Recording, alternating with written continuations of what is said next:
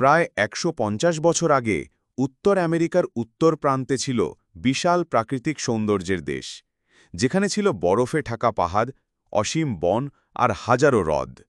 তখন কানাডা একক দেশ নয়, বরং ছিল আলাদা আলাদা ব্রিটিশ কলোনি।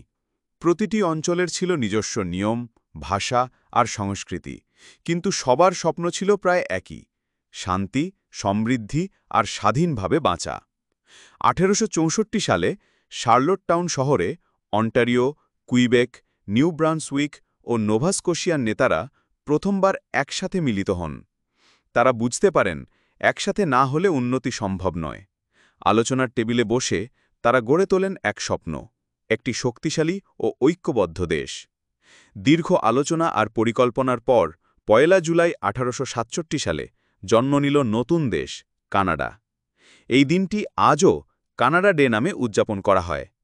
সেই সময় থেকেই ম্যাপলপতা হয়ে উঠল কানাডার হৃদয়ের প্রতীক, যা শান্তি, ঐক্য ও বন্ধুত্বের বার্তা বহন করে। আজ কানাডা শুধু তার প্রাকৃতিক সৌন্দর্যের জন্য নয়, বরং মানুষের ভেতরের ঐক্য, সম্মান ও সহনশীলতার জন্য বিশ্বে প্রশংসিত।